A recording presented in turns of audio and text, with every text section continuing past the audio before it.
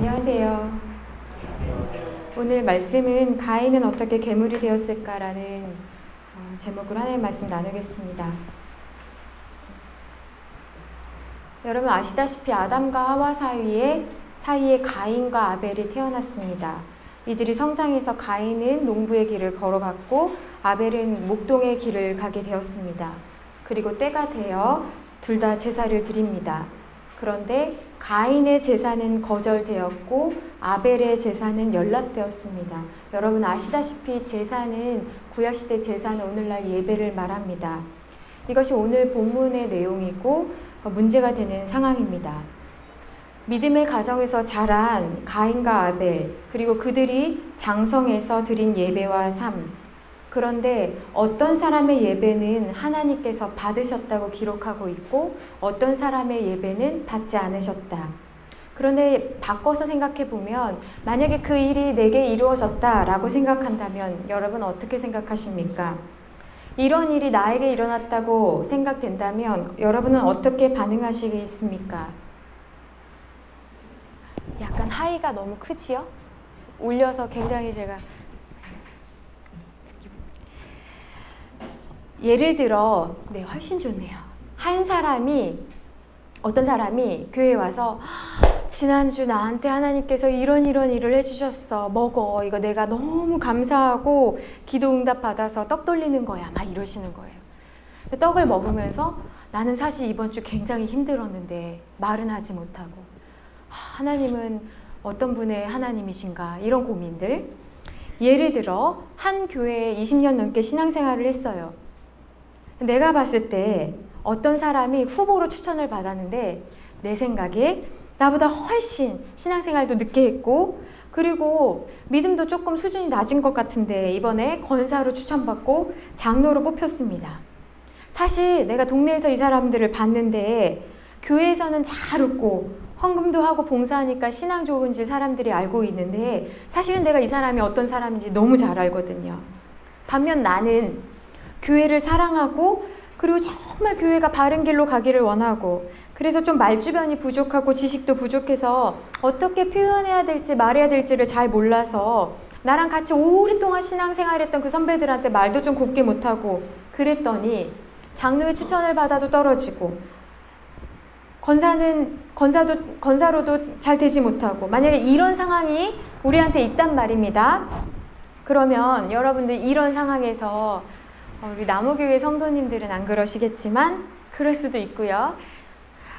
내가 볼 때 전혀 공정하지 못한 이 처사 가운데 내가 어떻게 할 수 있을까라는 것입니다.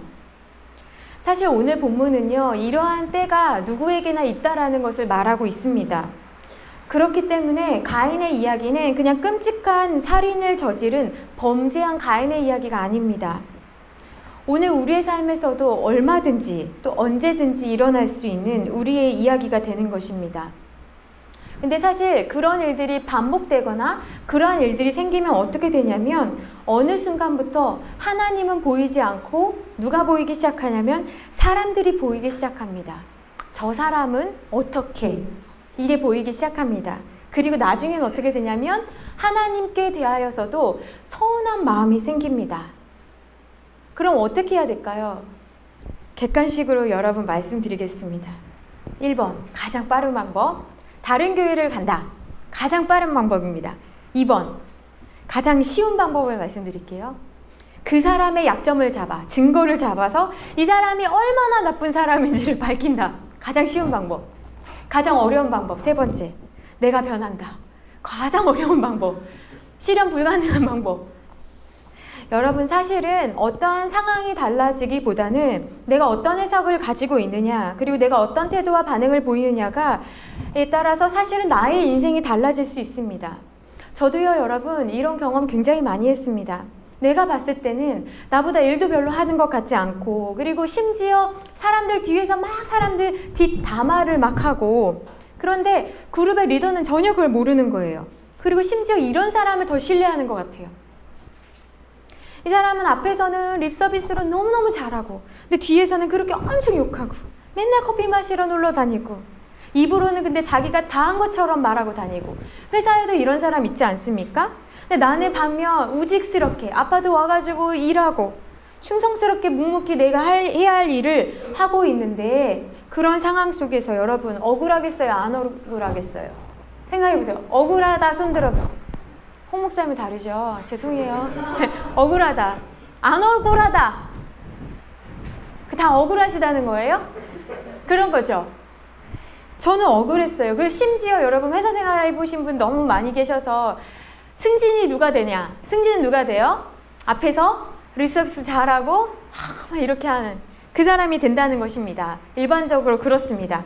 그러면 이제 어떻게 되냐? 나의 모든 관심이 그 사람에게 집중하게 됩니다. 그러다가 어떻게 돼요? 이제 그 사람에게서 관심이 리더에게로 갑니다. 그리고 리더에 대한 원망이 생깁니다. 아니, 리더는 왜 그런 것도 못 보고. 그러다 보니 내가 맡은 일도 잘하지 못하게 되고 미움이 내 마음에 자리 잡게 되면서 계속 그 사람과 나를 비교하게 됩니다. 이 순간부터 나의 마음에는 무엇이 쌓이냐면 다른 사람을 향한 시기와 질투, 분노가 자리 잡게 됩니다. 여러분, 사람의 마음에 시기와 질투, 분노가 자리 잡으면요, 그 누구도 그 마음에서 벗어날 수가 없습니다.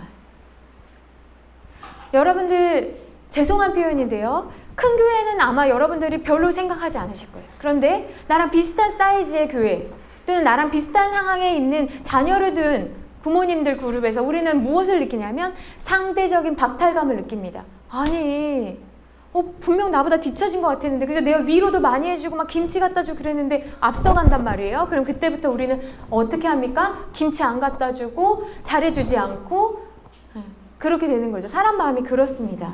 근데 여러분, 저도 그런 경험을 했다라는 거예요. 마음이 너무 아프지요. 그리고 뭘 보게 되냐면 내가 어떤 사람인지를 누구보다도 알게 된 겁니다. 아, 내가 어떤 사람인가? 내가 얼마나 연약한 사람인가? 그리고 내가 얼마나 다른 사람에게 인정을 받고 싶어하는 사람인지를 우리는 이런 일들을 통해서 알게 됩니다. 내가 하나님의 은혜로 산다고 하지만 실제로는 나도 명예도 얻고 재물도 늘고 존경도 받는 그런 사람이기를 바랬습니다. 내가 그런 사람이었다는 것을 증명하는 것이 너무나 중요합니다, 여러분. 그렇기 때문에 가인의 이야기는 남의 이야기가 아닌 우리들의 이야기입니다. 여러분, 이런 일들이 우리에게 생기잖아요. 그럼 우리가 어떻게 할 수 있겠습니까? 우리가 기도해야 합니다. 여러분, 우리 마음을 되돌이키고 싶은데 되돌이킬 수 없습니다. 여러분, 혹시 그런 경험 있으십니까? 안 미워하고 싶은데, 질투 안 하고 싶은데 너무 힘든 거예요. 안 하고 싶은데 우리 어떻게 해야 됩니까? 하나님, 내가 이런 것 때문에 마음이 나뉘어져서 주님께 집중할 수가 없습니다. 우리 어떻게 할 수 있습니까? 여러분, 어떻게 하십니까? 아까 말씀드린 대로 떠납니까? 보지 않은 게 좋지, 죄 안 지어야지, 이렇게 하십니까? 아니면 약점을 잡아야지, 얼마나 나쁜 사람인지를 교회 신앙 공동체가 다 알아야 돼. 아니면 어떻게 하십니까? 여러분, 우리가 흔들리고 어려울 때마다 우리 이런 찬양 드리지 않습니까? 내 영혼이 확정되고 확정되었사오니. 그 확정 누가 합니까? 하나님, 내 마음에 자꾸 저 사람을 바라봅니다. 근데 저 사람 바라보느라 주께서 맡겨주신 이 사명을 잘하기가 너무 어렵습니다. 이거 불합리한 것 같습니다. 못 견디겠습니다, 하나님. 그럴 때 어떻게 한다고요? 하나님, 내 마음을 되돌이켜 주십시오. 내 마음이 확정되고 확정되었사오니 믿음의 눈으로 주를 바라봅니다. 주님 볼 수 없는데 자꾸 옆 사람 보니까 어떻게 합니까? 주님 봅니다 하고 주님께 눈을 돌리는 것입니다. 그것이 시편 57편 7절의 말씀입니다. 여러분, 기억하시기를 바랍니다. 어둠을 이기는 방법은 어둠과 싸우는 것이 아닙니다. 어둠과 싸우면 좋겠어요. 개운할 것 같아요. 그런데 어둠을 이기는 방법은 어둠과 싸우는 것이 아니라 빛을 밝히는 데 있습니다. 빛을 밝히면 어떻게 됩니까? 어두움이 사라집니다. 그것이 그리스도인의 방법입니다. 아마도 저도 그러한 일들을 겪으면서 내가 보지 못하는, 또는 내가 보고 싶어 하지 않는 나의 실수, 단점, 무능력함이 있었을 것입니다. 그런데 저는 저의 부족함을 인정하는 것보다는 가장 쉬운 방법, 어떤 거를 선택했냐면 다른 사람을 탓하는 훨씬 쉬운 방법을 택했습니다. 근데 오늘 본문에 가인에게도 이런 증상이 나타납니다. 여러분, 가인의 근본적인 문제는 말입니다, 그 재물이 하나님께 드린 그것이 농산물이냐 축산물이냐 이 문제가 아닙니다. 그 사람이 부유하냐 가난하냐 또는 인간성이 좋냐 나쁘냐 뭐 배웠냐 못 배웠냐 이 문제가 아닙니다. 성경은 가인의 문제를 뭐라고 하냐면 여러분 오늘 본문 창세기 4장 3절 5절 말씀 같이 한번 읽으시겠습니다. 3절과 5절입니다. 함께 읽습니다. 세월이 지난 후에 가인은 땅의 소산으로 제물을 삼아 아벨은 자기도 양의 첫 새끼와 그 기름으로 드렸더니 여호와께서 아벨과 그의 제물은 받으셨으나 가인과 그의 제물은 받지 아니하신지라. 가인이 몹시 분하여 안색이 변하니. 이 말씀은요 굉장히 심플합니다. 가인은요 하나님께서 왜 못 받으셨냐? 하나님께서 받으실 수 없는 삶을 살았기 때문에 하나님 못 받으신 거예요. 그 제물이 무엇이든지 간에. 아벨과 그의 제물은, 여러분 여기에 성경에 이 부분을 우리가 동그라미를 쳐야 돼요. 그러니까 우리는 그냥 아벨 또는 아벨의 우리가 지금까지 배웠던 것들 아벨의 제물 이렇게 생각하는데 그게 아니고요. 아벨과 그의 제물, 가인과 그의 제물이라고 성경은 이야기하고 있습니다. 사람은요 제물을 보고 사람의 믿음을 이야기합니다. 얼마나 믿음이 크면 그거를 그렇게 큰 거를 하나님께 드린단 말이야. 사람들은 눈에 보이는 것을 보고 야 엄청난 믿음의 소유자인가 보다 이렇게 생각을 합니다. 그러나 재물이 있기 전에 하나님은 무엇을 보시냐면 하나님은 그 사람을 보십니다. 여러분 주보 같이 보시겠습니다. 하나님은 사람이 보지 못한 그 사람의 마음의 중심을 하나님은 보신다는 것입니다. 사람들은 재물을 봅니다. 믿음이 얼마나 크면 그렇게 큰 것을 하나님께 드려? 믿음이 얼마나 작으면 신앙 좋은 척하면서 헌금 드리는 거 봐. 이런 이야기 합니다. 그런데 사람은 그렇게 말할지언정 하나님은 무엇을 보신다고요? 중심을 보신다고요? 사무엘상 16장 7절 말씀 봅니다. 함께 봉독하시겠습니다. 여호와께서 사무엘에게 이르시되 내가 이미 그를 버렸노라. 내가 보는 것은 사람과 같지 아니하니 사람은 외모를 보거니와 나 여호와는 중심을 보느니라 하시더라. 여러분 사람이 외모를 본다는 건요 그냥 외향적 모양을 본다는 것이 아니라 그가 말한 모든 것들을 한다는 거예요. 그가 가지고 있는 차, 그가 가지고 있는 뭐 여러 가지 직업, 여러 가지를 본다는 거예요. 근데 하나님은 그걸 뭐라고 하셔요? 버렸다고요. 그거 안 본다고요. 그리고 무엇을 보신다고요? 너무너무 무서운 말씀, 중심을 보신다는 거예요. 히브리서 11장 4절에 보면요 아벨이 드린 예배를 뭐라고 하나님 말씀하시냐면요 믿음으로 예배드렸다 라고 이야기합니다. 히브리서 11장 4절 제가 봉독해 드립니다. 믿음으로 아벨은 가인보다 더 나은 제사를 하나님께 드림으로 의로운 자라 하시는 증거를 얻었으니 하나님이 그 예물에 대하여 증언하심이라. 그가 죽었으나 그 믿음으로써 지금도 말하느니라. 그러니까 우리가 드리는 예배도요 어떤 사람이 드리는 예배는 어떤 예배예요? 더 나은 예배라는 거예요. 더 나은 예배. 근데 오늘 가인은 하나님 뭐라고 말씀하세요? 아벨은 그렇게 믿음으로써 증거하느니라 하시면서 가인은요 왔기는 왔고 예배는 드리는데요 뭐라고 하나님 말씀하셨냐면 너는 분명 믿음이 없이 예배 드리는 거야. 너는 재물은 들고 하는데 믿음이 없구나. 하나님 그렇게 말씀하시는 거예요. 우리는 흔히 믿음을 보이지 않는 것이라고 합니다. 그러나 믿음은 보이는 삶입니다. 아벨은 생활 속에서 의롭고 경건하게 살려고 애썼고 그러한 삶의 연장선 속에서 그가 드리는 제사가 바른 제사라는 결론을 내립니다. 여러분 이 말씀 이해하시겠습니까? 제가 약간 빠르지요? 홍 목사님보다 엄청 빠르지요? 포스트 모더니즘을 살아가는 목회자라 제가 좀 빠르고 홍 목사님 모더니즘 세대라 조금 천천히 하겠습니다. 그게 무슨 말이냐면요 아벨은요 삶 속에서도요 그리스도인답게 살아가려고 노력했다는 거예요. 그러니까 그 사람이 좀 부족하고 흠이 있어도요 그가 드리는 예배는 하나님 보시기에 의롭다라는 거예요. 그러니까 삶과 예배가요 연장선상에서 같은 이야기라는 거예요. 같은 맥락이라는 거예요. 근데 우리는 어떻게 생각해요?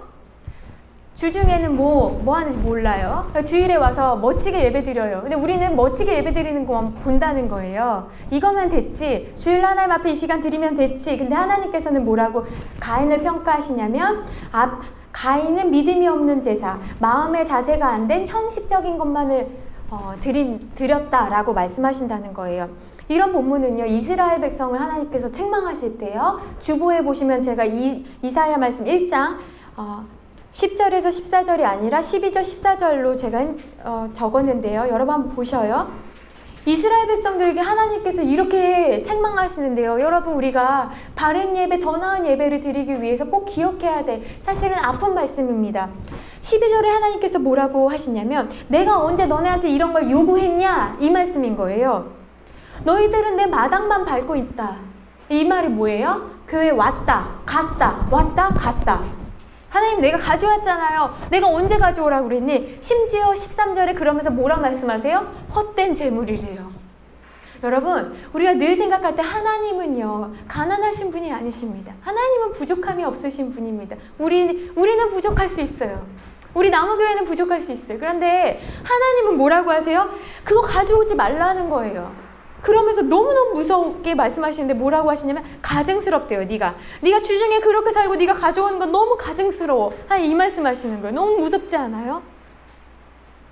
그러면서 월삭과 안식일과 대회, 그러니까 어떤 절기랑 어떤 주기로 너희가 오는 거, 뭐라고 말씀하세요? 13절에 보세요. 성회, 너희가 이렇게 지키는 것과 그리고 악을 행하는 걸 똑같이 본다는 거예요. 쉽게 말하면 주일과 주중을 똑같이 보시면서 뭐라고 하시냐면, 하나님께서 견디지 못하겠다. 와, 너무 무섭지 않아요? 너 그렇게 사는 거 내가 견디지 못하겠다라고 하나님 말씀하시는 거예요. 그러면서 내 마음이 너희가 정한 거 너무 싫어한다. 이것이 내가 가만히 있자니 나한테 너무 무거운 짐이다. 이런 말씀하고 계시는 겁니다. 그러니까 우리는요, 하나님께서 너무 인격적으로만 우리가 생각을 해서, 하나님 내가 받으시면 마치 식물인간처럼 우리가 드리면 하나님 그냥 받으시겠지? 이런 생각들 합니다. 하나님 좋아하시겠지? 천만에요. 하나님은 무엇을 보신다고요? 그 사람의 삶을 보신다고요. 그리고 그 마음의 중심을 보신다고요. 그러니 아까 기도하실 때, 아마 우리 사회자께서 기도하실 때 작은 것을 작은 것이라고 하지 않으신다는 게 너무나 맞는 말씀이에요. 큰 것을요, 큰 것이라고 하지 않으시는 거예요. 하나님 보시기에는. 우리는 이렇게 큰 거를, 이렇게 작은 것을, 하나님 앞에서는 큰 것이 큰 것이 아니고 작은 것이 작은 것이 아닌 거예요. 요즘 말로 하면 교회 출석도 하고 헌금도 하고 찬송도 하고 기도도 하면서 외형은 진짜랑 너무 비슷해요. 진짜 그리스도인이랑 너무 비슷한데 그 삶의 자세가, 마음의 자세가 준비가 안 되어 있다는 것입니다. 여러분, 우리가 기도하면서 왜 능력이 나타나지 않습니까? 경건의 모양은 있는데 능력은 없는 것이지요. 하나님 존경해요. 근데 거기까지인 거예요. 하나님 좋아해요. 하나님 앞에 팬입니다. 그러나 제자는 되기 싫어요. 나한테 요구하지 마세요. 내가 얼마나 바쁘게 사는지 알아요? 내가 얼마나 힘들게 사는지 알아요? 우리 부모님 나한테 아무것도 도와주지 못해요. 내가 얼마나 바둥바둥하면서 하나님 열심히 사는지 알아요? 그러니 더 이상 요구하지 마세요. 나는 하나님께 팬이지 제자는 아닙니다. 가인에 대한 또 다른 근거가 있습니다. 요한일서 3장 12절인데요. 여기는 한번 저희가 같이 찾겠습니다. 요한일서 3장 12절. 요한일서 3장 12절. 신약성경, 제가 가지고 있는 성경 390쪽입니다. 신약성경 390쪽. 요한일서 3장 12절입니다. 같이 읽으시겠습니다. 가인같이 하지 말라. 그는 악한 자에게 속하여 그 아우를 죽였으니 어떤 이유로 죽였느냐. 자기의 행위는 악하고 그의 아우의 행위는 의로움이라. 여러분, 가인을 뭐라 그래요? 가인같이 하지 마. 하나님 말씀하시면서 그는 악한 자에게 속하였다라는 거예요. 그러면서 뭐라 말씀하십니까? 그의 행위가 악하다. 행위가 악하다는 게 뭡니까? 부모는 모르고 모른 척하고 남들은 다 속여도요, 하나님은 속일 수 없다라는 것입니다. 너의 행위는 악한 것이야. 그래서 하나님께서는 가인과 그의 재물을 받으실 수 없다라는 말씀입니다. 오늘날로 말하면 가인과 가인이 드린 예배, 가인이 드린 재물, 가인이 드린 헌금 받으실 수 없다라는 것입니다. 이 상황은 분명 가인이 하나님께 거절당하고 있음을 말하고 있습니다. 여러분, 이것은 사실입니다. 때때로 우리가 하나님께 범죄한 상태로 오잖아요. 받으실 수가 없는 거예요. 하나님께서 받아주고 싶어도 받아줄 수가 없는 거예요. 하나님의 사람이라고 하더라도 거절당할 수 있다는 거예요. 여러분 기억하셔야 됩니다. 항상 내가 드리면 하나님 그냥 다 받아주시겠지? 아니요. 거절당할 수 있다라는 것입니다. 왜? 죄가 있으면. 그렇죠. 죄가 있으면 못 받으시잖아요. 그럼 우리 어떻게 해야 돼요? 그 죄를 포기하거나 해결하거나 회개하거나 되돌이켜서 하나님 앞에 가야 되는데 우리는 무엇에 집착하냐면요. 여러분, 사람이요, 신자라고 하더라도 하나님께 우리가 거절당할 수 있잖아요. 죄 때문에. 하나님 주신 죄가 아니라 내가 지은 죄 때문에. 그러면 그 죄의 문제를 해결해야 되는데요. 우리는 이 죄의 문제를 해결하기보다는 뭐에 또 집착하게 되냐면 하나님 나를 거절했어. 하나님 내 기도 들어주시지 않으셨어에 집착한다라는 것입니다. 너무너무 무섭지 않습니까? 아까 제가 앞서 말씀드린 예화에서도요.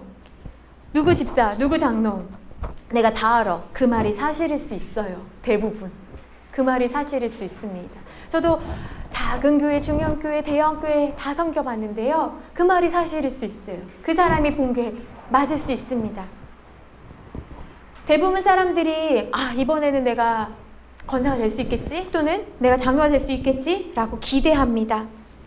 또는 내가 이번에는 합격하겠지? 내가 이번에는 승진하겠지? 이번엔 나한테 선물을 주겠지? 이번에는 내 마음을 알아주겠지?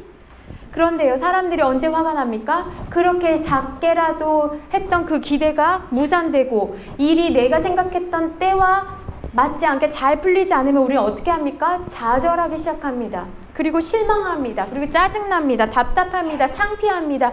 내가 너무 불행해 보입니다. 내 꿈이 다 무산되어 버리는 것 같습니다. 무섭습니다. 작은 희망 하나 가지고 있었는데 이게 다 깨지면서 커다란 분노로 번지게 됩니다.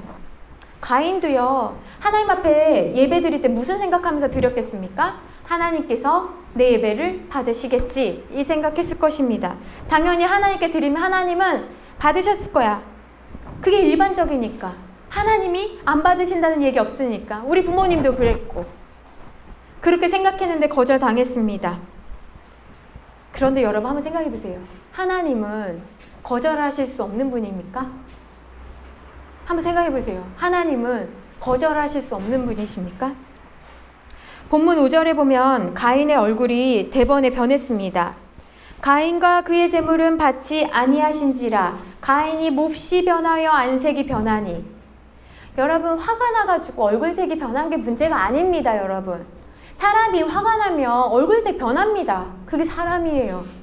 어떤 사람은 소화불량에 걸리고 또 불면증에 시달리기도 합니다. 어떤 사람은 화가 나면 몸이 막 부들부들 떨리기도 합니다. 어떤 사람은 코가 막 갑자기 커집니다. 어떤 사람은 두통이 생깁니다. 그런 증상 자체가 문제가 되는 것이 아닙니다. 그것을 계속 품고 있는 것이 문제인 거예요. 화라는 게, 분노라는 게요, 계속 품고 있다 보면 시간이 지나면 괜찮아지겠지, 자면 괜찮아지겠지, 주무셔 보셔서 아시잖아요. 없었던 일이 되나요? 그렇지 않습니다. 시간이 지나면 저절로 해결되면 좋겠어요. 그렇지 않습니다. 그러나 지금 가인은요, 누구 앞에서 얼굴빛이 달라지고 있습니까? 왜 계속 마음의 휘발유를 붓고 있습니까? 가인은요, 내가 옳다고 생각하기 때문에, 내가 맞다고 믿기 때문에, 내가 절대 틀리지 않았다라는 그 고집 때문에, 그 주관 때문에. 사실 처음에 말씀드렸을 때요, 여러분, 반복해서 나왔던 단어가 있습니다. 그 단어는 뭐였냐면 내가 볼 때, 내 생각에. 여러분, 가인이 틀리지 않았으면 지금 가인은 누가 틀렸다는 얘기입니까? 하나님이 틀렸다는 얘기입니다. 하나님, 난 절대 틀리지 않았어요. 그러니까 당신이 틀리신 거예요. 하나님, 당신이 틀리셨어요. 가인은요, 자기의 죄를 발견하게 됐으면 이 발견하고 시인하고 이렇게 하는 것이 아니라 오히려 더 오류와 편견과 고집과 죄악으로 가득 찬 자기를 보는 대신 하나님을 향하여서 비난하기 시작합니다. 하나님을 두려워하지 않고 오히려 이 사람은 악에 속한 자, 죄의 지배를 받고 있습니다. 과연 가인이 한 번 이렇게 했던 것일까요? 교회에 오면서 싸우고 평일에도 싸우고 매일 사람들에게 불만을 토하고 미워하고 싫어하고 하나님께서 가증스러워하는 것들을 행하는 자, 분노 중독자, 사람들을 불안하게 만들고 그 마음에 사랑이 아닌 미움을 담고 사는 사람들, 이런 일들이 일어날 것을 하나님은 아시고 가인에게 사실은 한 번 더 기회를 주십니다. 가인이 어마어마한 나쁜 짓을 행한 다음에 하나님께서 9절에 보면요, 하나님께서 가인에게 이렇게 질문하십니다. 가인아, 네 동생 아벨 어딨니? 여러분, 이 질문을 생각해 보세요. 이 질문은요, 사실 아담과 하와가 범죄했을 때도 숨었어요. 범죄한 다음에 하나님의 말씀 어긴 다음에 숨었잖아요. 그때 하나님께서 뭐라고 부르셨죠? 어디 있느냐 너네. 똑같은 질문이에요. 그러면 이거는 생각해 보세요. 정말 하나님께서 몰라가지고 이들을 부르신다고 생각하십니까? 하나님께서 이들을 시험하려고 지금 질문하고 있다고, 너 내가 기회 줄 테니까 빨리 말해봐. 우리는 부모들은 그렇잖아요. 나 다 알고 있어. 남편한테도 아내한테 나 다 알고 있어. 그러면 하나님 못 보셔가지고 지금 묻는다고 생각하십니까, 여러분? 그렇지 않습니다. 하나님께서 내 동생 아벨 어디 있느냐라고 물어보신 그 질문에는 내가 너한테 하기 전에 다시 한번 회개할 기회를 하나님께서 가인에게 넉넉히 주시는 것입니다. 가인, 한 번 더 주시는 거예요. 내가 너를 시험하는 게 아니라, 내가 너를 무너뜨리려고 하는 것이 아니라 내가 다 봤거든? 하나님 다 보셨잖아요. 근데요, 가인이요, 아벨을 해친 다음에도요, 화가요, 풀렸다고 되어 있습니까? 화가 풀리지 않아요. 이게 되게 무서운 것입니다. 아벨을 죽였음에도 불구하고 그 화가 풀리지 않습니다. 그리고 하나님께서 그렇게 질문하니까요, 소리 지르면서 이렇게 얘기합니다. 내가 아벨을 지키는 자입니까? 하나님께 이렇게 질문하는 거예요. 하나님, 그럼 왜 나한테 물어봐요? 당신이 무슨 권위로 나한테 이런 말씀을 하십니까? 하나님, 비꼬면서 이렇게 얘기하지 않았을까요? 나한테 무슨 명령을 하십니까? 당신이 나한테 맡긴 일들 난 정말 싫습니다. 내 예배 안 받으셨잖아요. 이렇게 얘기하는 거예요, 하나님께. 내가 언제까지 아벨을 돌봅니까? 나는 이제 하나님의 권위를 인정하고 싶지 않습니다. 당신의 판단이 잘못되었습니다. 라는 이야기를 하고 있는 것입니다. 여러분, 이 모습 속에서 정말 무서움을 우리가 발견해야 합니다. 어제까지는, 또는 믿음의 가정에서 자란 세대의 자녀라고 할지라도, 신자라고 할지라도 이렇게 변할 수 있고 떠날 수 있다는 것입니다. 하나님을 향한 원망을 넘어서 자신이 한 번도 상상해 보지 못했던 그 모습을 가지고 하나님 앞에, 심지어 자신을 창조하신 그 하나님 앞에 경멸과 비웃음을 보입니다. 그리고 원망과 분노를 쏟아냅니다. 여러분, 이스라엘 백성들이요, 가나안 가기 전에 하나님 향해서 원망했지요. 기억하시지요? 원망하셨어요. 원망했어요.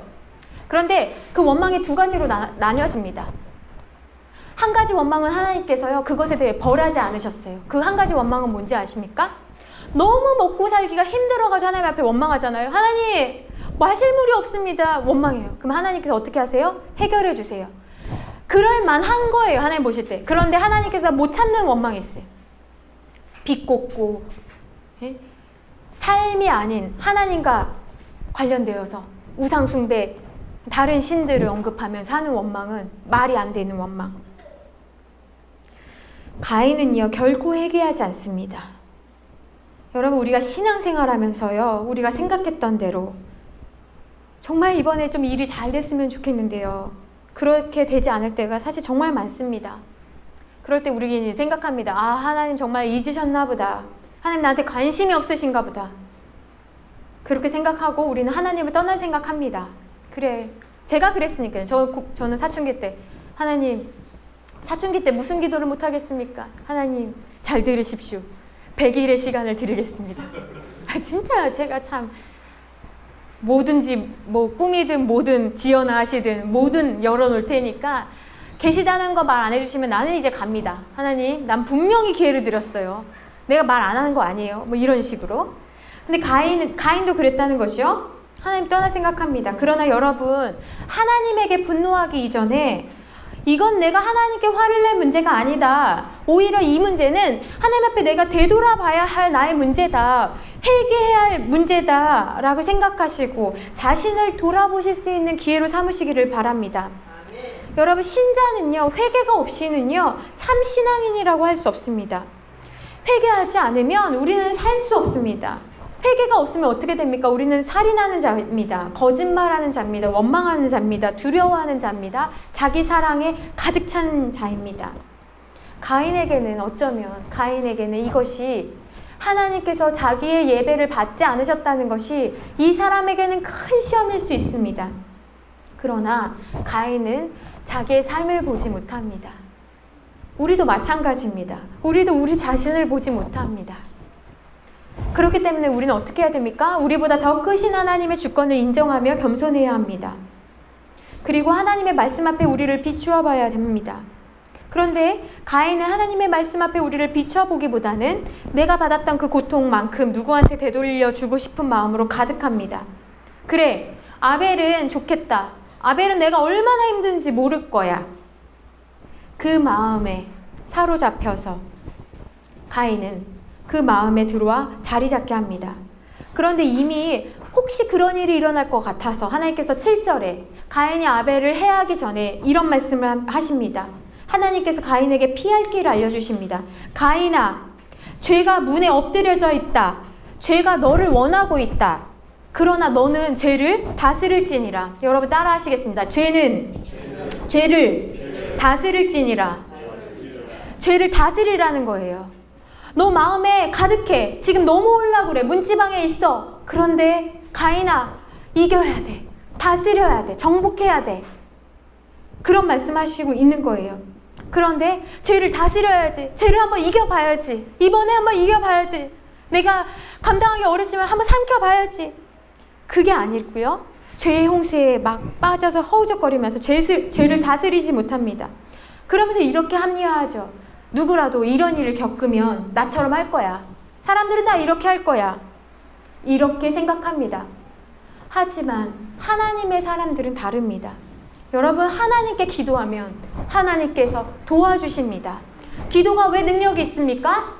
하나님께 왜 기도합니까? 내 힘으로 부족하니까요. 주님, 예수님 이름의 힘을 빌어서 그 권세로 말미암아 내가 일어나는 거 아닙니까? 기도하면 죄를 다스릴 수 있습니다. 내 마음의 그 악한 계획안을 바꿔주실 수 있습니다. 그런데 우리는요, 다스리기보다는 그냥 허우적거리고 싶은 거예요. 거기 그 감정에, 그 실패의 감정에, 그 부정적인 감정에 그냥 빠지고 싶은 것입니다. 가인은 하나님의 도움을 구하지 않습니다. 그리고 분노에 취해서 들판에 있는 아벨을 향해서 달려갑니다. 그리고 아벨을 죽입니다. 아벨을 죽이면 이 고통스러운 상황이 나아질 것 같아 보이는데 그렇지 않고 오히려 더 화가 납니다. 어떻게 해야 될지 모릅니다. 잔뜩 화가 나 있습니다. 전혀 기분이 좋아지지 않습니다. 살인범이 왜 살인을 계속 저지릅니까? 왜 도둑질한 사람이 계속 도둑질을 합니까? 왜 성적 문란한 사람이 왜 계속 그런 음란한 행위를 합니까? 왜 거짓말이 계속 거짓말을 낳습니까? 여러분 기억하십시오. 우리에게는 그것을 이길 힘이 없습니다. 우리에게는 이것을 이길 힘이 없습니다. 오직 주님께로만, 주께 나아갈 때만 우리는 승리할 수 있습니다. 화가 나 있는 사람은 아무것도 보이지 않습니다. 아벨을 죽인 다음에 아벨이 없는 삶, 가인의 삶은 피폐합니다. 정신을 차려봤더니 아벨은 없습니다. 이제 폭력은 폭력을 낳아서 누군가로부터 당하게 될 보복이 너무나 두렵습니다. 우습지 않습니까? 자기가 행한 것은 어찌 보면 당연하고 자기가 이제 처할 가족들에게 쫓김받고 도피성이라도 하나 주십시오, 표라도 하나 주시면 안 되겠습니까? 라는 부분이 이제 후에 나오거든요, 여러분.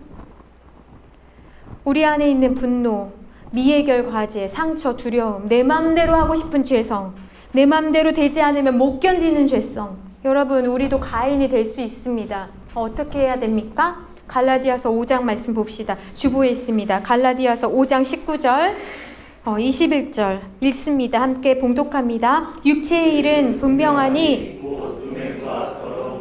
호색과 우상숭배와 주술과 원수 맺는 것과 분쟁과 시기와 분냄과 당짓는 것과 분열함과 이단과 투기와 술취함과 방탕함과 또 그와 같은 것들이라. 전에 너희에게 경계한 것 같이 경계하노니 이런 일을 하는 자들은 하나님의 나라를 유업으로 받지 못할 것이요. 여러분 기억하십시오. 이런 일을 행하는 사람 하나님 나라 못 들어간다는 얘기입니다. 그럼 어떻게 합니까? 우리는 이걸 이길 힘이 없고 우리는 어떻게 해야 합니까? 그 다음 말씀이 있습니다. 그 다음 말씀에 22절부터 26절 말씀에는 뭐라고 말씀하시냐면 25절에 우리가 성령으로 살면 또한 성령으로 행할지니, 그 말씀은 뭐냐면 성령을 따라 행하라는 말씀입니다. 어떻게 하나님 싫어하시는 거 했어 생각하지 마시고 하나님 기뻐하시는 성령을 따라 행하라는 말입니다. 우리는 연약해서 우리 안에 한 마리의 양과 한 마리의 늑대가 공존해서 삽니다. 어떻게 해야 됩니까? 너무 아파. 이 늑대를 사라지게 하고 싶은데 그것은 주님 만날 때까지 우리는 어쩌면 해결하지 못할 것입니다. 심지어 내 안에 있는 늑대가 남한테 들키게 되면 그거 두려워합니다. 이 공존하는 상태에서 어떻게 하면 좋습니까? 늑대보다 양을 더 잘 키우는 거예요. 양에게 더 좋은 먹이를 먹이는 거. 성령의 열매를 육신의 열매보다 더 키우는 거. 하나님이 기뻐하시는 것에 더 집중하는 거. 그것이 신자가 살 수 있는 일입니다. 그것만이 우리가 괴물이 되지 않을 수 있는 방법입니다. 그리고 하나님 앞에 진실하게 우리를 비춰보는 것입니다. 그래서 여러분, 때로는 가인처럼 우리가 내 생각에는 정말 하나님 이거를 도대체 이해할 수 없습니다. 그럴 때 있습니다. 그럼 하나님 앞에 정직하게 말씀하십시오. 하나님 서운해요. 이해 안 됩니다. 왜 이런 일이 나한테 일어나는지 저는 해결할 수 없습니다. 그러나 하나님 나를 도와주시고 붙잡아 주셔서 하나님의 뜻이 옳음을 고백합니다. 제게 회개할 수 있는 기회를 주시고 다시 하나님 앞에 다시 설 수 있도록 하나님 도와주십시오. 붙잡아 주십시오. 힘 주십시오. 라고 하나님께 나아가서 기도해야 하는 것입니다. 여러분, 그렇게 하면 우리도 가인이 될 수 있지만 가인이 아닌 성령의 열매를 맺는 우리의 삶이 될 줄로 믿습니다. 기도하 드리겠습니다. 하나님, 오늘도 나의 무력함이나 눈에 보이는 불가능한 것들을 근거로 살지 않게 하여 주시고 그것들 때문에 함부로 말하거나 체념하지 않게 하여 주옵소서. 복잡한 일에서 벗어나게 도와주시고 내가 어찌할 바를 모를 때 하나님께서는 어찌해야 하는지를 알고 계심을 믿고 하나님 곁에 오래 머물게 하여 주옵소서. 나의 눈을 맑고 또렷하게 해주시고 정확히 볼 수 있게 해주셔서 최악이 아니라 최선을, 추한 것이 아니라 아름다운 것을, 저주할 만한 것이 아닌 칭찬할 만한 일들을 생각할 수 있는 지혜로운 마음과 영을 주옵소서. 무엇보다 우리를 강하게 하셔서 결코 견딜 수 없는 것들을 견디게 하시며 하나님 아버지께 감사드리는 저희가 되게 하여 주옵소서. 예수님의 이름으로 기도합니다.